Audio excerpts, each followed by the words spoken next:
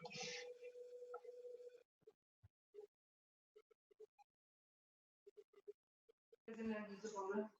Hola, profe.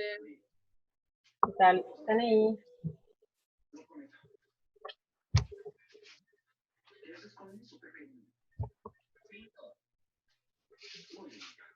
¿Qué pagan de la facultad? Vamos un poco a hablar antes de grabar. Grabando, dice ya, profe. Ya, no me dejan aquí. Y el tema de asistencia todavía no se puede marcar. Bueno, y voy a habilitar dentro de un ratito. Vamos a hacer la reunión y Ok. después vamos a habilitar, ¿está bien?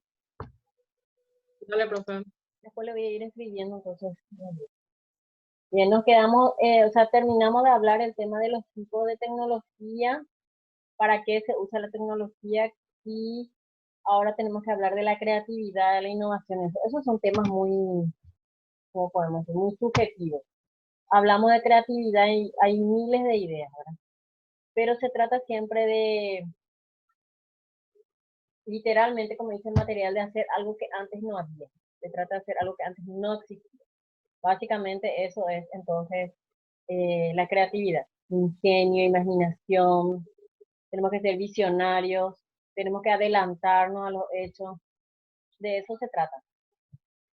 Ahora bien, cuando nosotros creamos algo que no existe o que no existía, eso que creamos tiene que tener un valor, una función, no tiene que servir para algo, no es que creamos nomás porque sí. Tenemos que darle un valor económico, tiene que ser útil para alguien, tiene que ser diferente a lo que ya había, lo que los otros ofrecen. Ahora, por ejemplo, con este tema de la pandemia, eso la creatividad salió a flote, todas las clases tapaboca con guincha, tapaboca con gorrito, tapaboca de pañoleta, tapaboca de colores, nombre. El tema de los kits de limpieza. Ahora en vez de canasta de desayuno te regalan una canasta con tapaboca, alcohol en gel, es un hambre, una canasta COVID-19. Ingenio, porque esta es una situación que antes no existía. Justamente por eso estamos dando clases de esta forma. ¿Qué íbamos a imaginarnos nosotros? Que estamos tranquilitos en la clase antes y que ahora íbamos a estar así de esta forma, ¿verdad? Entonces, hay que crear algo que no había, pero tiene que tener una utilidad y tiene que tener un valor. Un producto creativo no tiene que ser algo fácil, sino ya iba a estar lo inventado. No tiene que ser algo sencillo, sino tiene que ser algo muy inesperado. Algo que no existía o algo que revolucione un mercado o que cambie la forma de ver un producto. Entonces, cuando hablamos de creatividad, hablamos de algo muy amplio, es demasiado amplio. Lo cierto es que de vez en cuando, de acuerdo avanza el tiempo, la tecnología, eso se puede seguir innovando, se puede seguir aplicando creatividad. El cielo es el límite. De ahí surge otro tema que es la innovación tecnológica. Como le decía, tecnología no es la computadora más moderna, no es el celular más moderno, sino es la mejor forma de hacer las cosas o el conjunto de ideas para mejorar las cosas. Entonces, si nosotros hablamos de tecnología, es decir, innovación de la tecnología, estamos hablando de la modernización, estamos hablando entonces de combinar conocimientos nuevos, capacidades técnicas, nuevos manejos financieros, nuevos manejos administrativos, que permite eso, que ampliemos nuestra cuota de mercado, que lancemos un nuevo producto, que hagamos nuevos procesos. Básicamente a eso se refiere entonces la innovación tecnológica.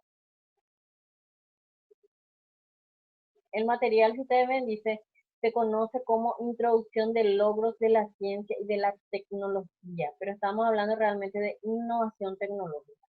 Nuevas ideas, nuevos procesos, nuevos productos, nueva posición en el mercado.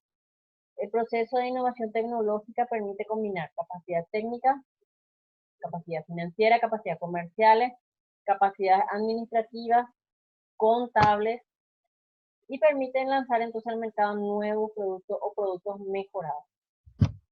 La tecnología es clave, es fundamental en el funcionamiento de la empresa.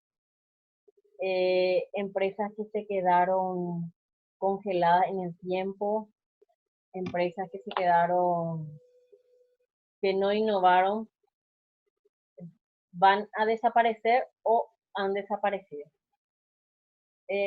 Podemos decir que es muy común tener miedo a los cambios. Ahora con este tema de clases virtuales, eso nosotros los profesores entramos todos en crisis, Dios mío, ¿qué vamos a hacer?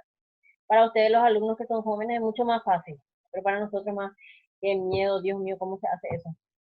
Entonces, es innegable que hay cierto temor, pero tenemos que avanzar, tenemos que seguir, tenemos que modernizarnos, tenemos que innovar. Y esto aplica entonces a productos, a empresas, a servicios, a sociedades.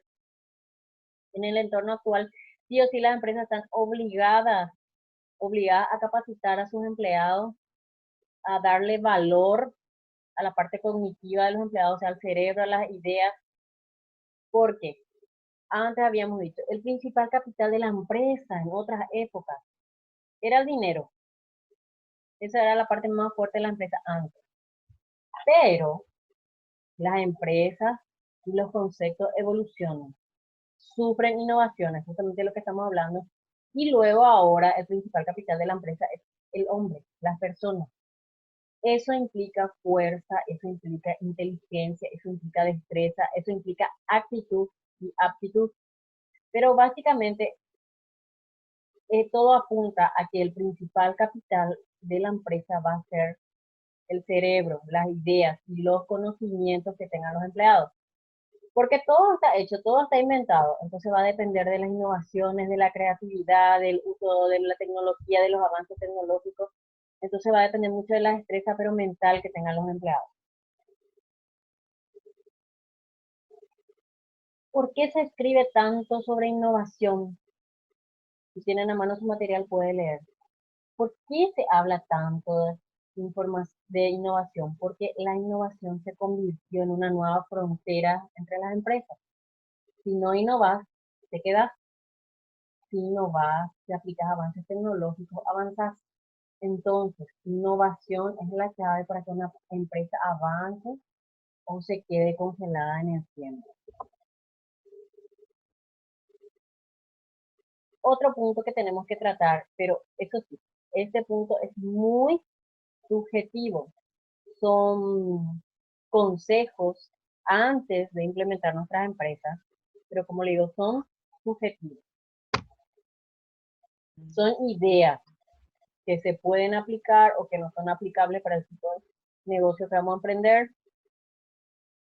Entonces, el éxito de la vida económica o financiera de las empresas está relacionada con la educación económica y financiera. Ahora, creo que ya le dije antes, ahora se estudia en el colegio en tercer curso, educación económica y financiera. Antes, en nuestra época, no se estudiaba, no nos enseñaban, pero soy una convencida de que desde jardín se tiene que enseñar a los niños a ahorrar, a cuidar el dinero, el valor de las cosas, a invertir, para que ellos crezcan con esa mentalidad, porque en nuestro país no es de cultura del ahorro. La gente no ahorra, pocas son las personas que ahorran. Bien, entonces la educación financiera y la educación económica de las personas es clave y es fundamental antes de invertir en una empresa. Hay gente que aprende, pero que aprende empíricamente. No está mal tampoco, ¿verdad? Pero sería interesante tener en cuenta algunos consejos. Voy a ir leyendo y vamos a analizar. Eso está en el material, pueden seguirme. Lo primero que todo emprendedor debe iniciar es tener una idea muy clara de qué quiere hacer. Y en segundo lugar, tiene que hacer cuentas muy detalladas. ¿Qué quiere decir eso? Primero, ¿qué se quiere hacer? También podemos tener 2, 3 o 4 ideas de empresa o de negocio y aplicar algunas de las herramientas que estudiamos la otra vez. Hacer una encuesta, entrevistar a algún profesional o algo y ver cuál de esos negocios sería más factible de acuerdo a la zona, cuál sería más rentable. Entonces, primero tener la idea de negocio, después hacer cuentas, cuánto tengo, cuánto puedo disponer, cuánto puedo prestar, hasta dónde puedo llegar, cuánto puedo arriesgar, cuánto realmente puedo invertir, pedir consejos económicos, escuchar opiniones de gente experta, hablar con profesionales que ya están trabajando en el rubro, y siempre ser consciente que toda inversión tiene riesgos. Hay que tener en cuenta una cosa, una frase que ya habrán escuchado antes: no hay que medir la profundidad del río con los dos pies. ¿Qué quiere decir? Que da poco nomás, con un pie nomás voy a ver, voy a ir adentrándome despacito. Y otra cosa, otro consejo económico también es que no hay que poner todos los huevos en la misma canasta. Entonces, si yo tengo un monto para invertir en una empresa, o sea, si yo tengo un monto que quiero invertir 50 millones, 60 millones, lo ideal sería que yo invierta en este negocio, que tengo una parte, que deje 5, 10 millones, algo, para tener una garantía, un auxilio por si pasa algo. O invertir un poco en un negocio nuevo, poner otro poco en un ahorro a plazo fijo, poner otro poco en otro negocio. ¿Se entiende, verdad? Eso es la frase que no hay que poner todos los huevos en la misma canasta. Después, otro consejo. Lo primordial en toda área para el avance sustancial, crecimiento y desarrollo de la sociedad es la educación financiera, que era lo que le decía antes. Si no estudiamos, no tenemos una carrera, gente que no se fue al colegio o algo así, igual se puede tomar algún curso. Y nosotros, que estamos estudiando, que estamos preparados, con más razón tenemos que tener conocimiento en educación económica y financiera, que es ahorrar, que es invertir lo básico, porcentajes, riesgos. Otro consejo: la cautela siempre tiene que estar presente, pero no en exceso. ¿Por qué no en exceso? Toda persona que invierte siempre sabe que es riesgosa, siempre hay que tomar riesgo. Ustedes ya de ahí saben la conocida frase: en el riesgo está la ganancia. Si no nos arriesgamos, no vamos a llegar a ningún lado. Pero como les decía, siempre con cautela, siempre con cuidado y siempre con ¿cuál creen ustedes que es la clave? Si alguien puede activar su micrófono, la clave para una buena inversión, un buen negocio, que tiene que manejar la persona.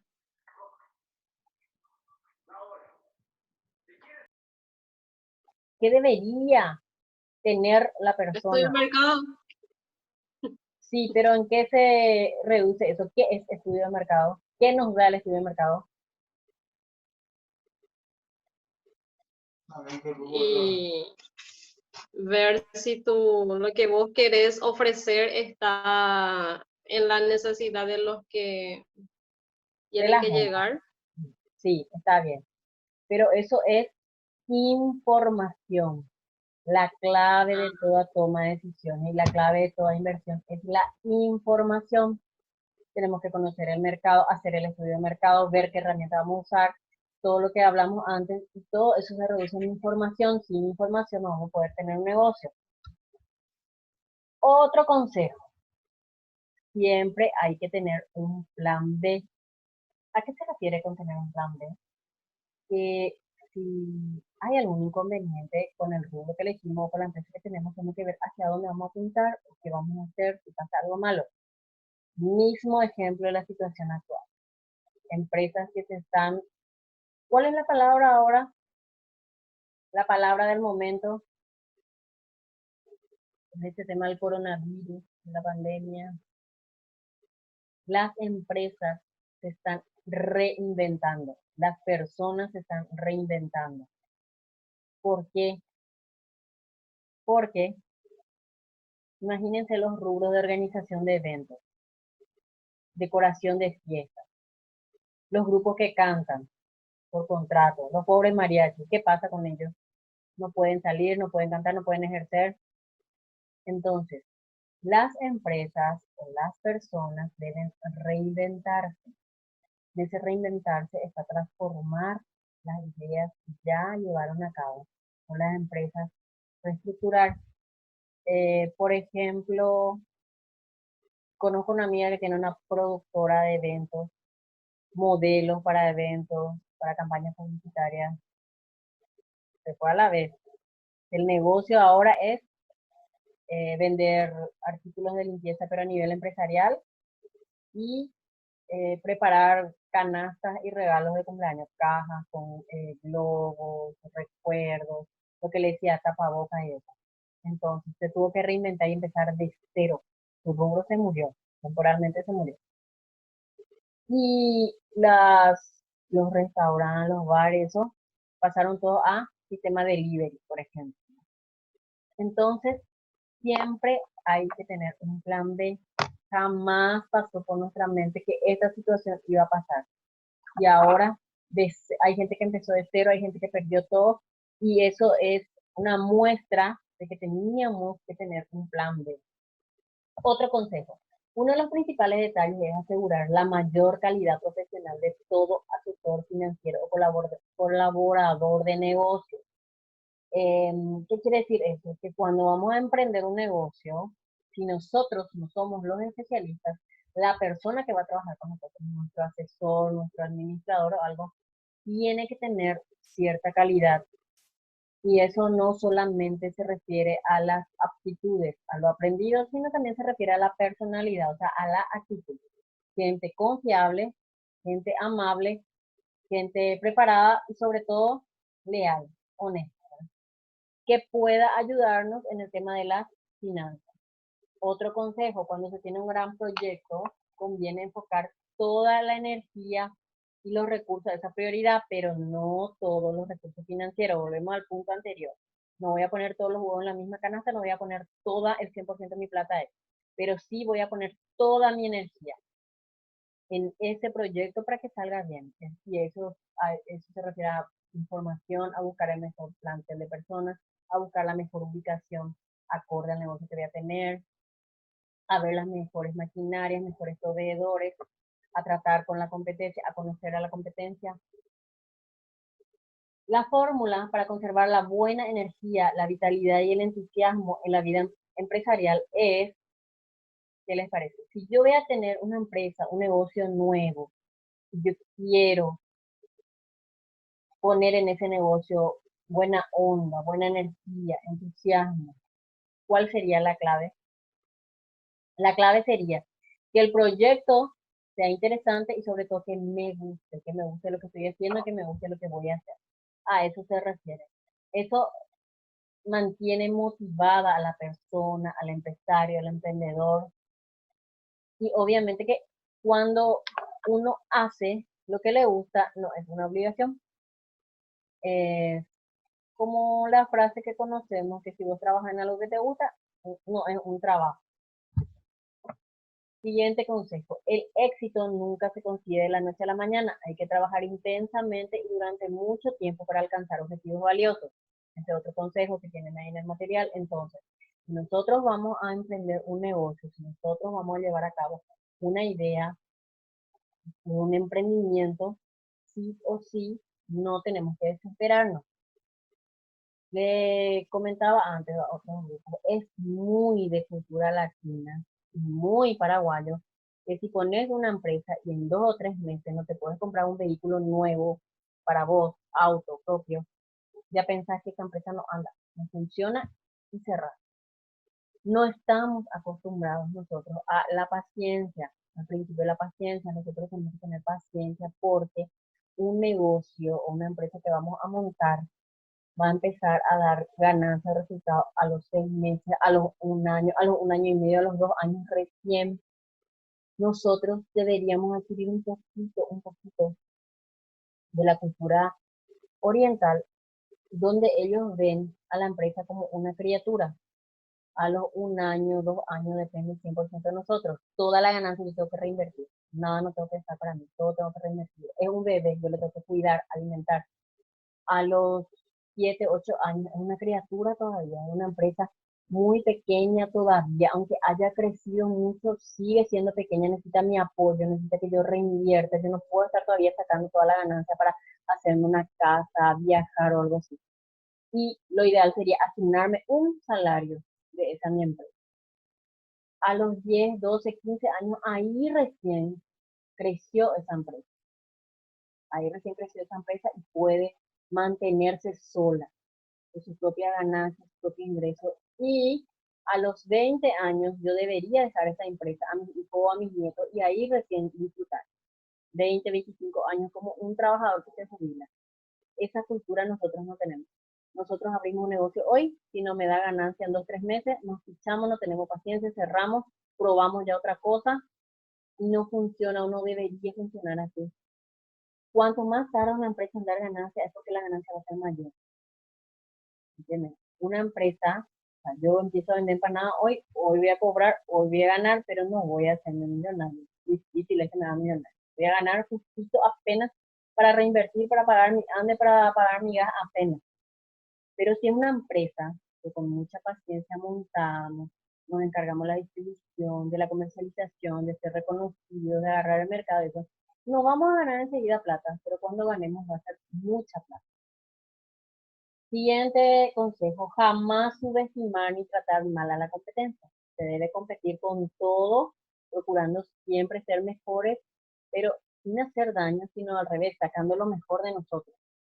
Ojo, esto aplica también a nivel personal. Entonces, no me peleo con nadie, hago lo mejor o doy lo mejor de mí y eh, con eso procuro hacerme reconocido en el mercado o posicionarme bien en el mercado. Para diferenciarse de los demás hay que renovarse continuamente. Se debe buscar nuevos productos y nuevos valores agregados a los ya existentes. Esto era retrocediendo lo que hablamos hace rato de innovación.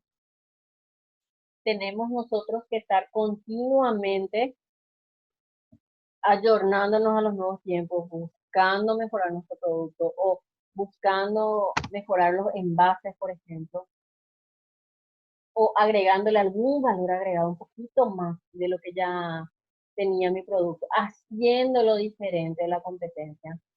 Les decía en la clase anterior o la anterior, la diferenciación es un factor clave para posicionar, para liderar un mercado. Ser líder en costo y ser diferente a los demás es lo que nos va a hacer liderar un mercado. El siguiente consejo, si me siguen ahí en el material, la mayor trascendencia personal se logrará con la puesta en práctica de verdaderos y sólidos principios y valores. No dudemos en ser fiel a los principios y valores de la vida.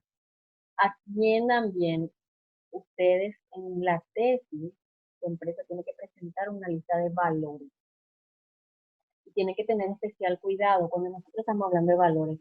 No voy a poner una lista de 100 valores, vamos a ser honestos, higiénicos, responsables, respetuosos, honrados, leales, sinceros, buenos, generosos, no. Los valores se ponen en base en relación al negocio. Ya les dije antes, si yo voy a tener una boca de cobranza, primer y principal valor, honestidad. Si yo voy a trabajar con alimentos, restaurante, primer y principal valor, tiene calidad. Si yo voy a trabajar en dar alquileres, decoraciones, algo, puntualidad y responsabilidad. O sea, voy a elegir 3, 4, máximo 5 valores, pero que tienen que estar asociados o ligados al tipo de empresa con la que nosotros vamos a poner. Más de 5 no se pone. Al menos en un proyecto, una tesis de trabajo práctico, más de 5 no se pone. ¿Por qué? Porque ya no es lo creíble, porque ya no es real, no se va a cumplir. Entonces, con 2 valores, 3 valores, 4 valores, hasta 5 bien desarrollados por la empresa y por los empleados, entonces con eso estamos más suficientes. Pero esos valores que decidimos para nuestra empresa tenemos que seguir hasta el final, ser leales, ser fieles a ese valor. Por ejemplo, decimos honestidad ante todo, perfecto. O innovación ante todo, quiere decir que todo el tiempo tenemos que estar mejorando, avanzando tecnológicamente, siendo creativos. Ustedes como empresarios eligen 2 valores, 3 valores, 4 valores, hasta 5, pero tienen que ser leales a esos valores y seguir hasta el final con toda la ética posible. ¿Qué es la ética? Ustedes ya manejan qué es la ética. Podemos resumir en hacer bien las cosas siempre, aunque alguien nos vea, aunque nadie nos vea, por ejemplo. La herramienta personal más poderosa es la capacitación y la formación. Volviendo al consejo anterior, en este consejo nos habla de capacitación y formación.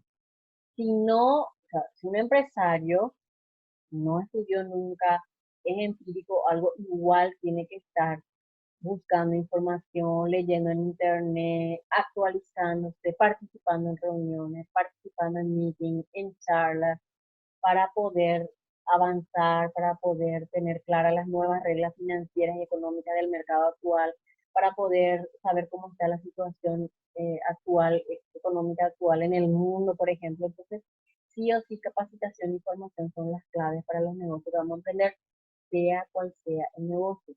Yo puedo decir, yo no quiero los viernes, yo quiero dejarme de la facultad, ¿para qué lo me va a servir? Yo voy a hacer peluquera nomás, peluquera nomás. Si no sabes química, qué desastre que vas a hacer con la mezcla de los colores, si no sabes matemática, eso cómo vas a medir, cómo vas a cortar el cabello. Yo quiero ser albañil, nomás para que te voy a estudiar.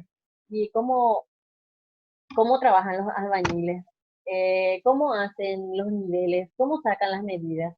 ¿Se entiende eso, verdad?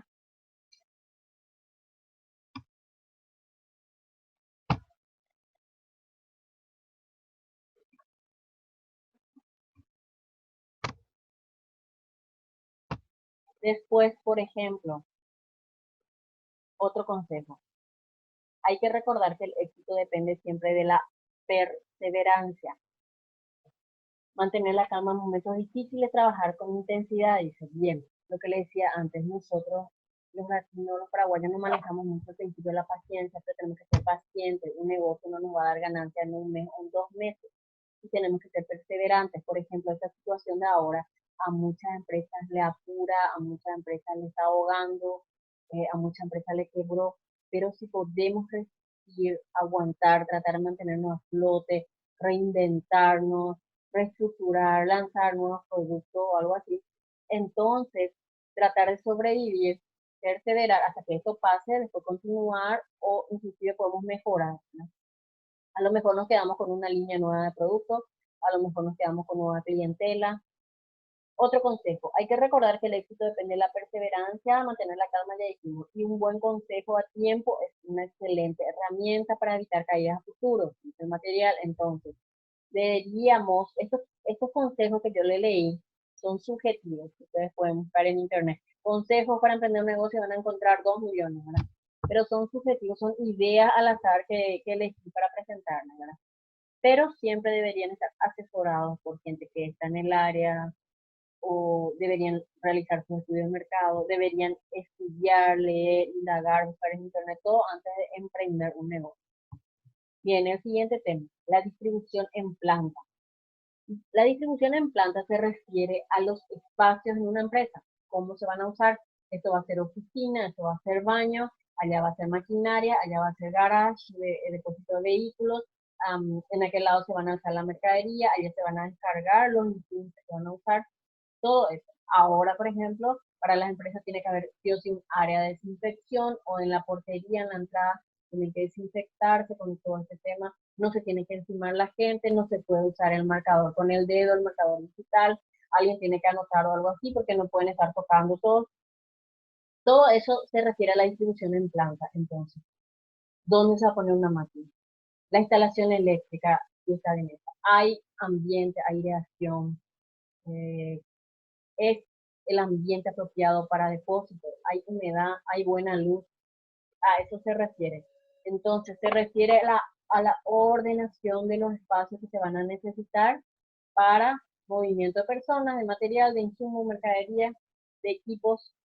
Los objetivos de hacer una distribución en planta son integrar todos los factores que afectan a la distribución, movimiento del material según la distancia mínima, o sea, el depósito tiene que estar cerquita de donde se hace la producción, circulación de trabajo a través de la planta, tiene que haber espacio, caminar, moverse, utilización efectiva de todo el espacio, no puede haber espacios que estén de balde, mínimo esfuerzo y seguridad en los trabajadores, tienen que tener todo el equipo de trabajo y flexibilidad en la ordenación para facilitar reajustes y ampliación. Hasta ahí va a salir en el parcial y tienen que acordarse una cosa. Mientras ustedes, o sea, ese día se rinde, pero ese día tenemos esta reunión. El examen se habilita a las 7 de la mañana, se cierra a las 11 de la noche, cualquier hora de ese día antes de las 11 hasta las 22:59, quiere decir eso.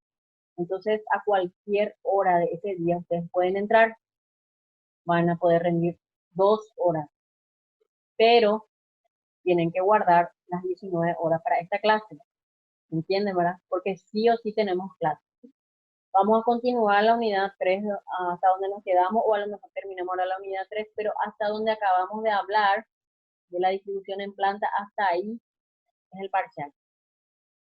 ¿Sí se entiende eso? Vamos a seguir con la unidad 3 en los minutos que nos faltan, pero como les decía, hasta esa parte el parcial, y el parcial se rinde, pero tenemos clase normal ese día a las 19 horas. El examen, ustedes ya estuvieron rindiendo otros exámenes, ya saben cómo es la temática, ya saben cuántos puntos son, y ustedes ahí mismo ya pueden saber si pasaron o no pasaron, si rindieron bien. Principios básicos de la distribución en planta. Si me siguen con el material. Primer principio de la satisfacción y de la seguridad, que quiere decir que la distribución de las máquinas, de las oficinas, baño, comedor, depósito, todo tiene que ser lo más satisfactorio posible para los trabajadores y lo más seguro posible. La seguridad ante todo. Principio de la integración en conjunto, segundo principio. La mejor distribución es la que hace que los hombres, las máquinas, los insumos, todo esté bien integrado, que todo esté cerca, que yo pueda ir, sacar el depósito, un insumo, llevar a la parte de producción, a la maquinaria, de ahí sale el producto terminado, de ahí ya se alzan los camiones, ya se lleva o se guardan en el depósito. Tiene que estar todo integrado, todo tiene que estar cerca, todo tiene que estar ordenado.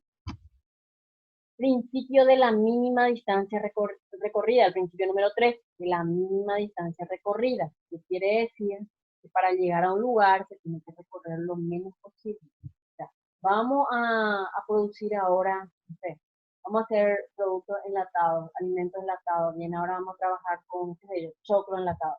Hay que ir a traer los insumos. ¿Y dónde está? Ah, ese está en el depósito acá a 3 cuadras, hay que ir a traer. No tiene sentido, todo tiene que quedar cerca, tiene que estar cerca, tiene que fluir, no puede parar el trabajo porque, hay que ir acá 5 cuadras a traer, falta envase, falta bolsa. No, la etiqueta, ese nosotros hacemos en la oficina ya a 10 kilómetros, hay que ir a buscar. No puede ser así, tiene que ser la mínima distancia recorrida, todo tiene que estar cerca.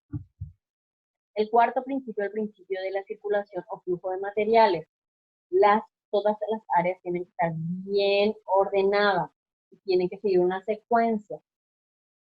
En un lugar tiene que estar el depósito de insumos, por ejemplo, en otro lugar las maquinarias para la producción, en otro lugar lo que va a ser el envasado. Tiene que seguir así y salir el producto terminado, llevarse a otro depósito y de ahí a los camiones para la venta. Por ejemplo, debería seguir un orden. No es que yo de acá tengo que llevar allá a otro depósito que queda lejos, traer de allá otro día recién, llevar al otro depósito que queda otra cuadra. Tiene que quedar cerca y tiene que ser concatenado, si se puede. Tiene que seguir un orden, si se puede. Principio de espacio cúbico, dice. La economía del espacio se obtiene utilizando modo efectivo todo el espacio disponible. Y esto se refiere a horizontal y a vertical. Entonces, el espacio se tiene que usar en lo posible del suelo hasta el techo. Hay que cuidar iluminación, hay que cuidar humedad, hay que cuidar la estabilidad del suelo, las paredes, todo. Pero los espacios hay que usar desde el techo al suelo o del suelo al techo de ser posible. Y hay que usar a todo lo largo. Entonces, hay que aprovechar al máximo todos los espacios. Y el principio de la flexibilidad se refiere a que cuando tenemos una empresa, tenemos los insumos, la producción, los elementos terminados, todo, tiene que haber forma de que esto se pueda ordenar, reajustar con menos inconvenientes posible. Por ejemplo, tenemos un comedor en nuestra casa, una cocina, comedor. Tenemos una isla. Una isla es como una pileta en el medio de la cocina que no se puede mover ni tocar. ¿Qué va a pasar si yo quiero remodelar la casa? La isla de una construcción, hay que echar todo. Lo mismo entonces con una empresa. Si yo tengo una empresa, una oficina, un baño en la esquina, el depósito abierto, y allá enfrente tengo la gente de seguridad o algo. Yo quiero mudar la oficina enfrente, ¿qué va a pasar? Tengo que echar una pared, tengo que mudar más lejos. Debería ser todo práctico, más fácil, como para que se pueda cambiar y mudar. Es el principio de la flexibilidad y hasta ahí llegamos. Vamos a continuar en la siguiente clase con la unidad 3 todavía, pero ya le dije hasta dónde va a ser el parcial, hasta ahí tienen que leer. Estamos entonces.